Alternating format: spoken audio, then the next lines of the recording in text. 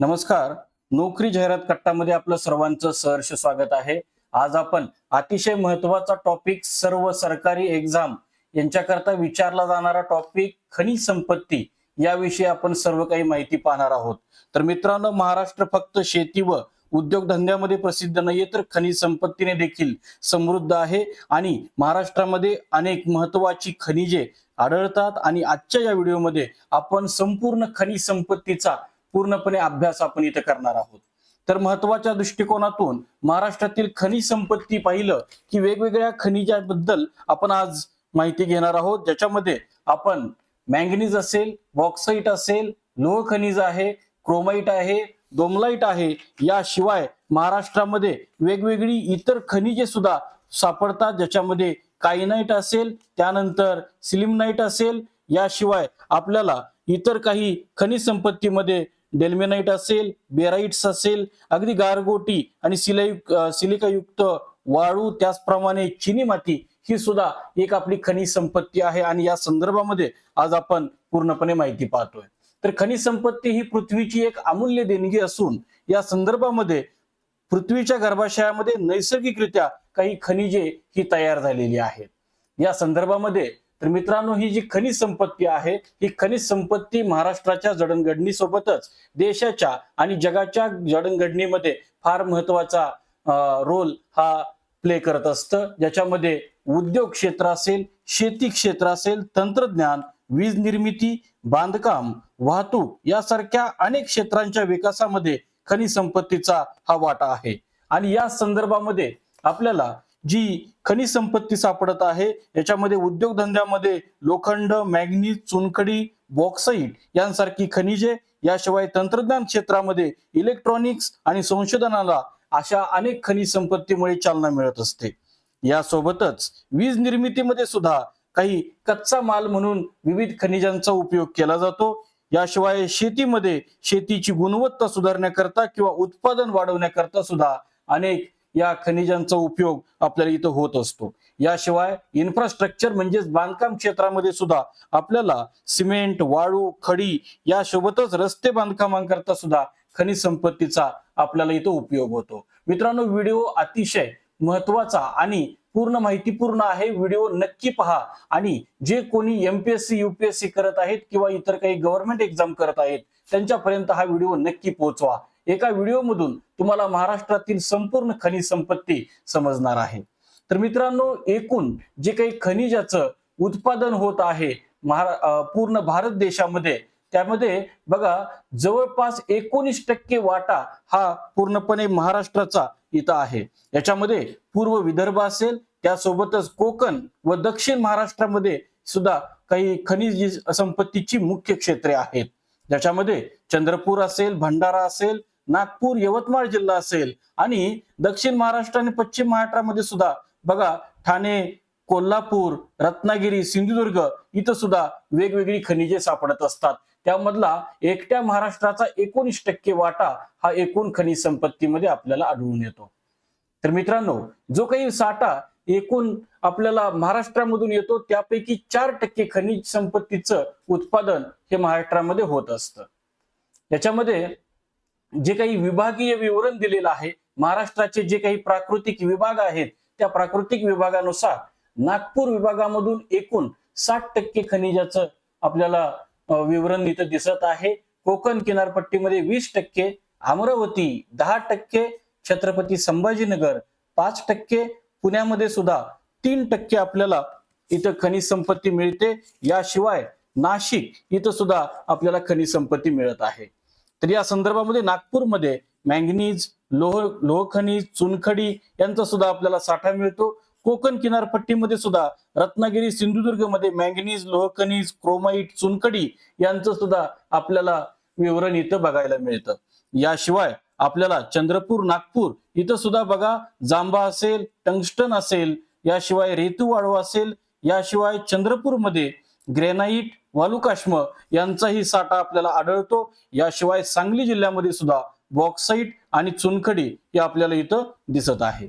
या संदर्भामध्ये आपण जे महाराष्ट्रात आढळणारे जे काही खनिजे आहेत आणि त्यांचा जो साठा आहे त्याच्यामध्ये आपण बघतोय की महाराष्ट्रामध्ये सर्वात जास्त मँगनीज 40% आपल्याला इथं आढळतं. याशिवाय बॉक्साईट 21%, लोह खनिज 20%, कायनाईट 15%, क्रोमाईट 10%, चुनखडी 9% आणि डोलोमाईट 1% आणि यासोबतच काही प्रमाणामध्ये 1%पेक्षा कमी प्रमाणामध्ये इतरही काही खनिजे आपल्याला इथं सापडत असतात. तर या संदर्भामध्ये मँगनीज असेल, बॉक्साईट असेल, कायनाईट असेल, ही अतिशय महत्वाची खनिजे आपल्याला जमिनीमधून मिळत असतात आणि हीच आपल्या एका महाराष्ट्राच्या जडणघडणीमध्ये किंवा आर्थिक क्षेत्रामध्ये सुद्धा ही भर घालत असतात. तर या संदर्भामधलं पहिलं जे खनिज आहे ते पहिलं खनिज म्हणजे मँगनीज आहे. तर या मँगनीज संदर्भामध्ये आपण बघू शकतो, आपल्याला फोटो पिक्चर मध्ये मँगनीज कशा पद्धतीने दिसत आहे ते सुद्धा आपण पाहतोय. तर भारतात मँगनीजचा साठा हा 161 दशलक्ष टन आहे. त्यापैकी 40% साठा हा एकट्या महाराष्ट्रामध्ये आपल्याला सापडतो. याच्यामध्ये मँगनीजचं प्रमुख जे भंडार आहे तो आपल्याला जे भंडारा यासोबतच गोंदिया, नागपूर, सिंधुदुर्ग अशा जिल्ह्यामध्ये सुद्धा ओळखलं जातो. आणि महाराष्ट्रामध्ये मँगनीज हा प्रमुख स्रोत असल्यामुळे खनिज संपत्तीमध्ये हा सुद्धा एक प्रश्न अनेक परीक्षेमध्ये येतो की महाराष्ट्राचा मँगनीज उत्पादनामध्ये कितवा क्रमांक आहे. तर मँगनीज उत्पादनामध्ये महाराष्ट्राचा हा पहिला क्रमांक इथे येतो. यासोबतच मँगनीजचे जे काही साठे आहेत ते आपल्याला इथं दिसत आहे. बघा, सिंधुदुर्ग आहे, गोंदिया आहे, भंडारा आहे आणि नागपूर आहे. इथं प्रमुख जे स्त्रोत आहेत ते आपल्याला इथं दिसत आहेत. याशिवाय आपल्याला सिंधुदुर्ग जिल्ह्यामध्ये सावंतवाडी, वेंगुर्ला परिसरात सुद्धा जांभा खडकामध्ये सुद्धा विस्कटलेल्या स्वरूपामध्ये आपल्याला इथं मँगनीज आढळत असतं. आता यासोबतच आपल्याला मँगनीज संदर्भामध्ये आपल्याला अधिक माहितीसाठी जर आपण पाहिलं तर भंडारा जिल्ह्यामधील तुमसर तालुक्यात डोंगरी, बुद्रुक, त्यानंतर कुरमुडा, सीता सावंगी व चिखलाजवळ हे साठे आहेत. नागपूर जिल्ह्यामध्ये सुद्धा इथं साठे आहेत. यासोबतच सिंधुदुर्ग जिल्ह्यामध्ये सुद्धा इथं हे साठे आपल्याला आढळून येत आहेत. वेंगुर्ला परिसर असेल किंवा कणकवली परिसर असेल तिथं सुद्धा मँगनीजचे साठे आपल्याला सापडतात. यासोबतच बॉक्साईट हे सुद्धा मँगनीज सोबतच महत्वाचं जे खनिज आहे ते सुद्धा महाराष्ट्रामध्ये आपल्याला म्हणजे ऍक्च्युली सापडते. याच्यामध्ये आपण महाराष्ट्रामध्ये मुख्यतः जे काही साठे आहेत त्याच्यामध्ये कोकण व पश्चिम महाराष्ट्रामध्ये अधिक साठे आपल्याला सापडत असतात. याच्यामध्ये बॉक्साईटचा जो ऍक्च्युली कलर आहे आणि बॉक्साईट जे खनिज आहे ते सुद्धा आपल्याला स्क्रीनवरती पाहायला मिळत आहे. आणि महाराष्ट्रामध्ये एकूण जे काही खनिज संपत्ती आहे त्यापैकी 21% उत्पादन जे आहे ते महाराष्ट्रामध्ये उत्पादन होतं. यासोबतच बॉक्साईट संदर्भामध्ये जे काही प्रमुख उत्पादक जिल्हे आहेत त्यामध्ये कोल्हापूर असेल, रत्नागिरी, रायगड, सिंधुदुर्ग, सातारा, पालघर, सांगली आणि ठाणे इथं आपल्याला बॉक्साईटचे मुख्य स्त्रोत आहेत ते आपल्याला दिसत असतात. तर जांभा खडकामध्ये बॉक्साईटचे ऍक्च्युली साठे सापडतात आणि बॉक्साईटचा उपयोग जो आहे तो अल्युमिनियमच्या कारखान्यांमध्ये केला जातो आणि अल्युमिनियम मध्ये बऱ्यापैकी जवळपास 75 ते 80% हे बॉक्साईट यूज केलं जातं. तर याच्यामध्ये आपण बॉक्साईटच्या संदर्भामध्ये बॉक्साईटचे जे काही साठे आपल्याला सापडतात त्याच्यामध्ये आपण बघू शकतो कोल्हापूर जिल्हा असेल आपल्याला. त्याशिवाय आपल्याला इथं कोल्हापूर जिल्हा झाल्यानंतर रत्नागिरी, सिंधुदुर्ग, रायगड हा जो खालचा पट्टा आहे यासोबतच पालघर इथपर्यंत सुद्धा आपल्याला हा पालघर, रायगड, रत्नागिरी, सिंधुदुर्ग, कोल्हापूर, सांगली, सातारा हा जो खालचा पट्टा आहे इथं तुम्हाला सगळ्यात जास्त बॉक्साईटचा जो साठा आहे तो साठा आपल्याला मी जिथे कर्सर फिरवतोय तिथं आपण नक्की लक्ष द्या. तर या ठिकाणी आपल्याला हा साठा सापडत असतो. यासोबतच कोल्हापूर जिल्ह्यातील शाहूवाडी, राधानगरी, चंदनगड तालुक्यात सुद्धा सिंधुदुर्ग जिल्ह्याचं महत्व बॉक्साईट बाबतीत आहे. रायगड जिल्ह्यामध्ये मुरुड आहे, रोहा आहे, श्रीवर्धन तालुक्यामध्ये सुद्धा आहे. ठाणे, पालघर जो इथला हा जो पट्टा आहे समुद्र किनारीचा तर याच्यामध्ये या जिल्ह्यामध्ये सालसेट असेल, तुंगार असेल, ह्या टेकड्यांच्या प्रदेशात सुद्धा आपल्याला बॉक्साईटचे साठे आपल्याला दिसत असतात. यासोबतच सिंधुदुर्ग जिल्ह्यामध्ये आंबोली घाट, सिंधुदुर्ग जिल्ह्यामध्ये जात असताना इथला जो आंबोली घाट आहे, आंबोली घाटाच्या परिसरामध्ये सुद्धा आपल्याला बॉक्साईटचे साठे आपल्याला आढळून येतात. यासोबतच रत्नागिरी जिल्ह्याच्या आपल्याला दापोली आणि मंडणगड तालुक्यामध्ये सुद्धा आपल्याला इथं बॉक्साईटचे साठे सापडत आहेत.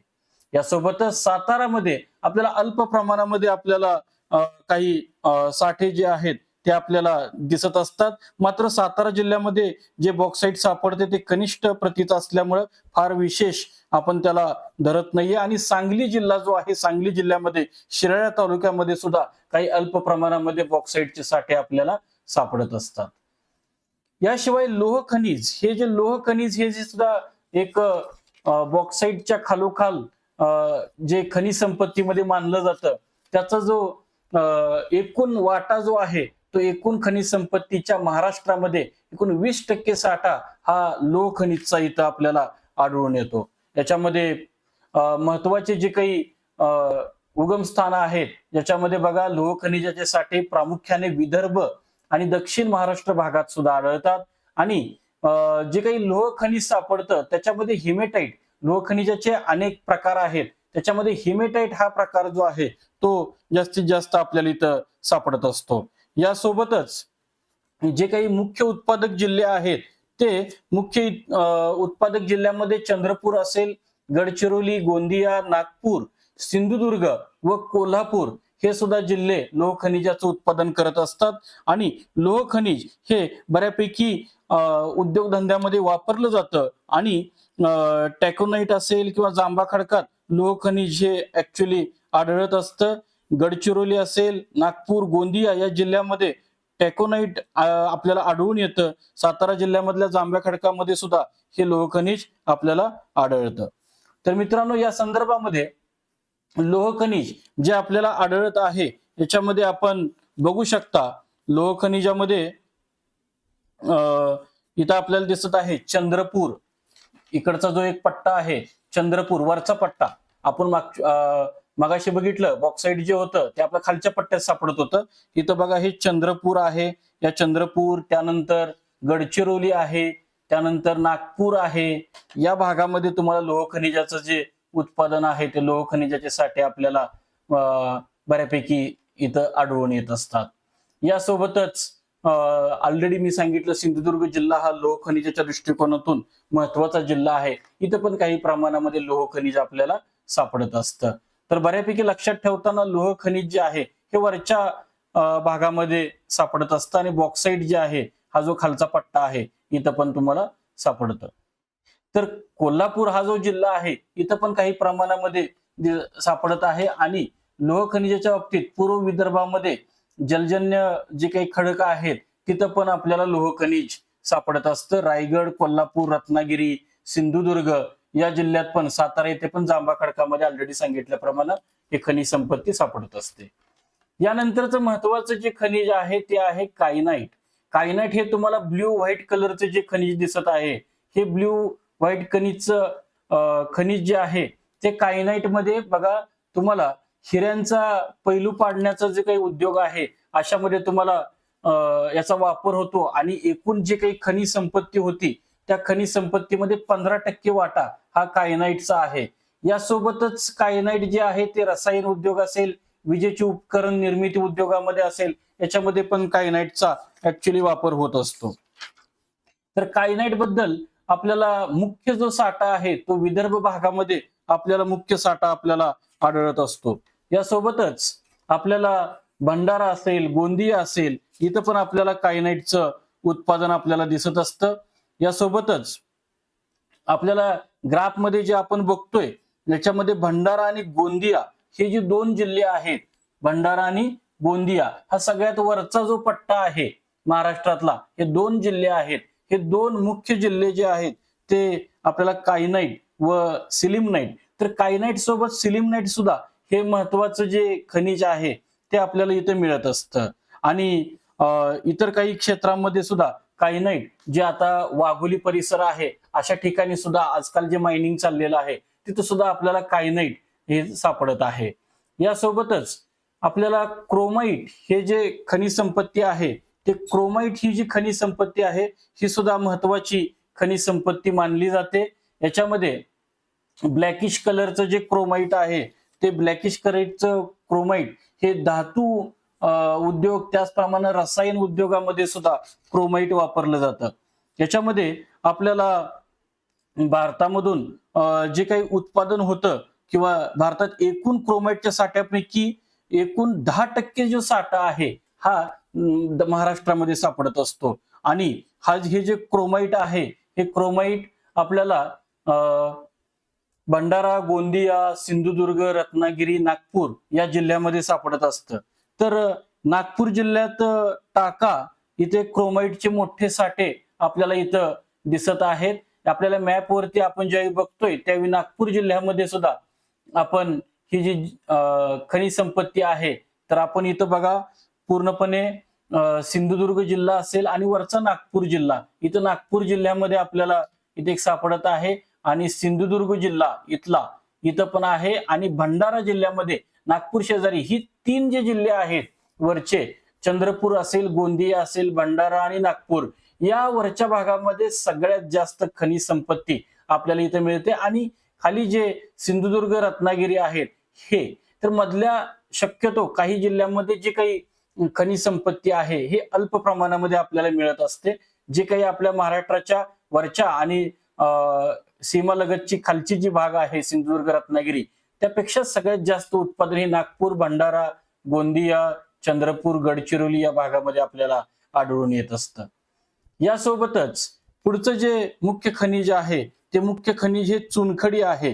चुनखडी बऱ्यापैकी महाराष्ट्रामध्ये आणि देशामध्ये पूर्वानुपार आपल्याला वापरण्यात येत आहे. पांढऱ्या कलरचा हा धातू आपल्याला आहे.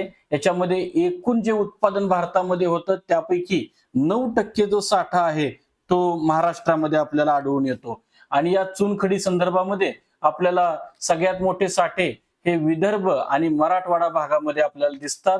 आणि यासोबतच चुनखडी जो आपण नेहमी आपल्या बांधकाम क्षेत्रामध्ये, घर बांधकामामध्ये पूर्वीपासून वापर करत आलेलो आहे, तसाच आता सिमेंट फॅक्टरी असतील, याशिवाय आपल्याला बांधकाम क्षेत्रामध्ये सुद्धा आपल्याला इथं उपयोग होतो. यासोबतच आपल्याला प्रमुख जे जिल्हे आहेत ज्याच्यामध्ये यवतमाळ, गडचिरोली, चंद्रपूर, नांदेड, नागपूर या जिल्ह्यात विद्यमान खडकात चुनखडीचे साठे आपल्याला आढळून येत असतात. तर चुनखडीमध्ये बघा तर आंतरट्रॉपी जो खडकामधला एक प्रकार आहे, त्या थरामध्ये आपल्याला हा चुनखडी हा प्रकार इथं सापडत असतो. तर बघा चंद्रपूर, यवतमाळ हे जे आहे विदर्भ मधला जो मी तुम्हाला भाग सांगितला मराठवाडा, तर यवतमाळ जिल्हा इथं बघा वणी परिसरात चुनखडीसाठी हा यवतमाळ जिल्हा इथं प्रसिद्ध आहे. यासोबतच चंद्रपूर जिल्ह्यातील वरोडा, राजुरा तालुक्यामध्ये पण चुनखडी आपल्याला इथं सापडत असते. यासोबतच नागपूर जिल्ह्यातील उमरेड परिसरात चुनखडीचे काही साठे आहेत, ते सुद्धा आपल्याला महत्वाचे आहेत. गडचिरोली जिल्ह्यामध्ये अहेरी परिसरामध्ये आपल्याला इथं साठे, बऱ्यापैकी वरच्या भागामध्ये इथं साठे आहेत. यवतमाळमध्ये सुद्धा चुनखडी आढळते, हे सुद्धा एक प्रामुख्याने आपल्याला लक्षात घ्यायला पाहिजे. यासोबतच दुसरं जे मुख्य खनिज आहे ते आहे डोलोमाइट. तर डोलोमाइट जे आहे ते बघा लोह खनिजाच्या ऍक्च्युली किंवा पोलाद निर्मितीसाठी ऍक्च्युली डोलोमाइट हे वापरलं जातं. आणि उरलेलं जे आहे त्याच्यामधला जे वेस्ट प्रोडक्ट जे आहे ते खत कारखान्यामध्ये आपल्याला इथं वापरलं जातं. तर डोलोमाइटचे एकूण उत्पादनापैकी 90% उत्पादन हे लोह आणि पोलाद निर्मिती करता वापरलं जातं. आणि एकूण जे साठे आहेत त्यापैकी 1% साठा हा आपल्या महाराष्ट्रामध्ये आपल्याला आढळून येतो. तर डोलोमाइट जे आहे हे डोलोमाइट आपल्याला मुख्यत्वे रत्नागिरी असेल, आपल्याला इथं गडचिरोली आहे, चंद्रपूर आहे आणि नागपूर आहे. तर गडचिरोली जिल्हा जो आहे इथं आपल्याला अहेरी परिसरात सापडतं. चंद्रपूर जिल्ह्यामध्ये आपल्याला बल्लारपूर परिसरामध्ये सापडतं. नागपूर जिल्ह्यामध्ये आपल्याला काटोल, उमरेड परिसरामध्ये आपल्याला हे सर्व साठे आपल्याला सापडत असतात. तर हे जे काही खनिजे आहेत या खनिजांवरतीचा आमचा हा जो होता तो आमचा पार्ट 1 होता. या संदर्भामध्ये अजून आपण अगदी डिटेलमध्ये आपल्याला जे काही MCQs असतील, पूर्वी परीक्षेमध्ये विचारले जाणारे काही प्रश्न असतील, याच्यावरती सुद्धा आम्ही पार्ट 2 घेऊन येणार आहोत. मित्रांनो, आमची करिअर मार्गदर्शन संदर्भामधली ही जी संकल्पना आहे हे आपल्याला कशी वाटते आणि आम्ही या संदर्भातला दुसरा पार्ट सुद्धा बनवावा का, याचा सुद्धा आम्हाला नक्की अभिप्राय मिळावा. तर आजच्या या व्हिडिओमध्ये आज आम्ही इथंच थांबतोय. उद्या भेटू नवीन पार्ट सहित, नवीन माहितीसह. पाहत रहा नोकरी जाहिरात कट्टा. धन्यवाद.